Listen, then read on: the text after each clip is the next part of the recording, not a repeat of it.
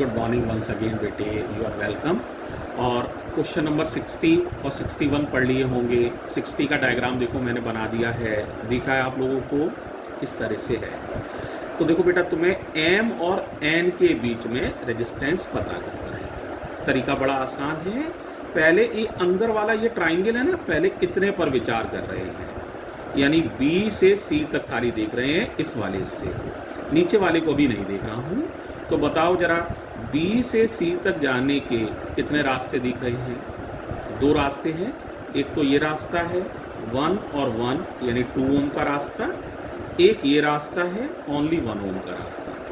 तो देखो ये 1 और 1 सीरीज में होने की वजह से 2 ओम हो गए हैं, एक ही रास्ते में पड़े थे तो 2 ओम, और ये रास्ता 1 ओम का है। अब ये 2 ओम और ये 1 ओम किस में है? पैरेलल में। तो सॉल्यूशन शुरू कर रहा हूँ। तो ये रेजिस्टेंस निकल आएगा B और C के बीच में, तो मैंने BC लिख दिया।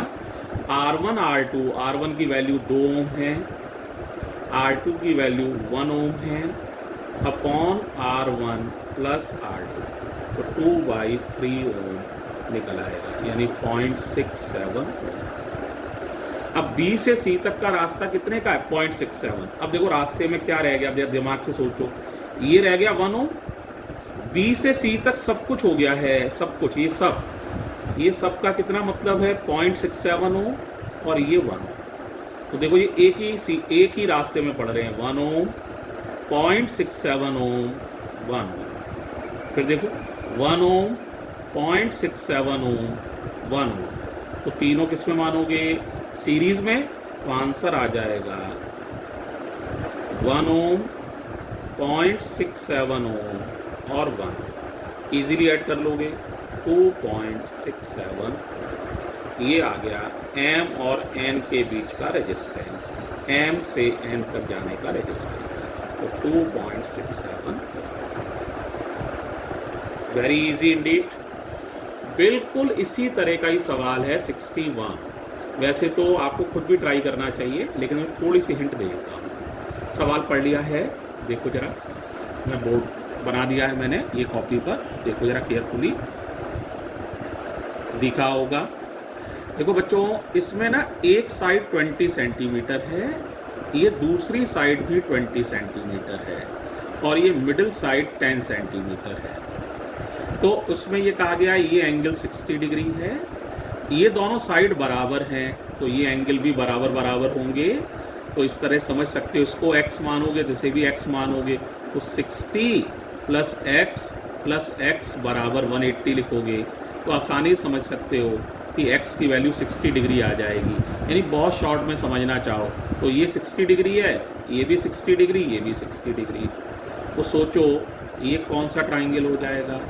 इक्विलेटरल ट्राइंगल हो जाएगा। यानी सारी साइड, ये 10 सेंटीमीटर, ये 10 सेंटीमीटर, ये 10 सेंटीमीटर। अब टोटल 20 थी ना, तो ये बचेगी 10 सेंटीमीटर। यानी हर टुकड़ा 10 centimetre, 10 centimetre, 10 centimetre, 10 centimetre, 10 centimetre का हो जाएगा। अब सोचो 1 सेंटीमीटर का रेजिस्टेंस 1 ओम दिया हुआ है, 1 ओम पर सेंटीमीटर। तो 10 सेंटीमीटर का रेजिस्टेंस 10 ओम, 10 ओम, 10 ओम, 10 ओम, 10 ओम, इस तरह से हो जाएगा। अब ये सवाल ऐसा ही हो गया, एक बार दोबारा समझ लो। ये एंगल वाला चक्कर समझे, ये 60 डिग्री था, अपेक्स एंगल कहते हैं इसे। ये दोनों साइड बराबर हैं, तो इनके सामने के एंगल बराबर होंगे। तो सोचो 180 में से 60 तो यही निकल गया, तो 120 बराबर बराबर बांटोगे तो 60 60 हो जाएंगे ना। इससे ये साबित हो गया कि ये इक्विलेटरल ट्राइंगल है। तो ये सारी साइड बराबर बराबर मान लो। तो 10 सेंटीमीटर है और 1 सेंटीमीटर 1 ओम है, तो ये 10 ओम हो जाएगा, ये भी 10 ओम, ये भी 10 ओम, ये भी 10 ओम, ये भी 10 ओम। क्योंकि टोटल 20 थी ना, तो ये 10 सेंटीमीटर निकल गई, तो ये 10 बचेगी। उम्मीद है मुझे समझ में आना चाहिए। ये इक्विलेटरल ट्राइंगल समझना है, हर साइड 10 ओम की हो गई, ये समझना है। अब सवाल पहले तरह ही है। सबसे पहले इस ट्राइंगल को सोचो, तो बताओ जरा RBC कितना हो जाएगा? अभी सीखा था तुमने, 10 और 10, 20 ओम, और ये वाला 10 ओम किसमें है? पैरेलल में। तो क्या करोगे भाई, 20 × 10 अपॉन 20 प्लस 10। पैरेलल में रूल मालूम है, R1 R2 upon R1 plus R2। R1 का रोल 20 ओम प्ले करेगा, R2 का रोल 10। आसानी से सॉल्व हो जाएगा। 20 इंटू 10 अपॉन 30, 0 कट, 6.67 6.67। अब बताओ बेटा, अब M और N के बीच में रेजिस्टेंस निकालना है, तो ये 10 ओम, ये 6.67 ओम बी और सी के बीच में, और ये 10 ओम।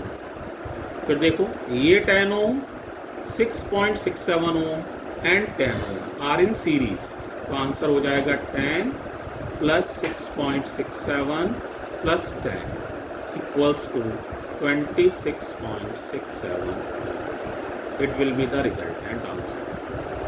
तुम लोग ये बताओ, इक्विलेटरल ट्राइंगल का बनना समझ में आ गया? देखो एक बार फिर समझ लो।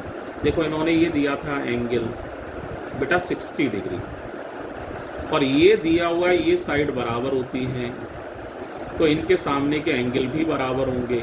अब ट्राइंगल में तीनों एंगल का सम 180 डिग्री होता है। 60 तो ये अकेला ही हो गया, तो 120 बचा, लेकिन बराबर बराबर लिखना है, तो 120 का हाफ ये हो जाएगा, 120 का हाफ ये हो जाएगा। इस तरह से ये इक्विलेटरल ट्राइंगल मानना जरूरी हो जाएगा। अब ये साइड तुम्हें एक दे दी थी 10 सेंटीमीटर, तो इक्विलेटरल में तीनों साइड बराबर होती हैं, तो हर साइड को 10 सेंटीमीटर मान लो। अब ये नीचे ये वायर कितनी रह जाएगी सोचो, पूरी 20 थी यहाँ से यहाँ तक, ये 10 हो गई, तो ये 10 सेंटीमीटर। सिमिलरली ये वायर भी रह जाएगी यहाँ से यहाँ तक 10 सेंटीमीटर, और हर सेंटीमीटर 1 ओम है। 1 सेंटीमीटर की वैल्यू है 1 ओम। तो इस तरह से 10 ओम 10 ओम 10 ओम 10 ओम 10 ओम हो जाएंगे। तो आसानी से समझा जा सकता है। मुझे लगता है तुम लोग को कोई दिक्कत नहीं आएगी। आप बहुत ब्रेव हैं, बहुत समझदार हैं हमारे बच्चे, तो बेटा इस सवाल को अच्छे से कर पाओगे। ठीक है, अब इन न्यूमेरिकल्स को हर बच्चे को कर लेना है। ठीक है, और अच्छे से कर लेना है। कोई चीज़ समझ में नहीं आए तो अब आप ग्रुप में मैसेज तो नहीं डाल पाओगे, लेकिन आप स्पेशली अलग से मेरे व्हाट्सएप पर आप पूछ सकते हो कोई भी बात, मैं उसका उस बच्चे को ज़रूर जवाब दे दूँगा।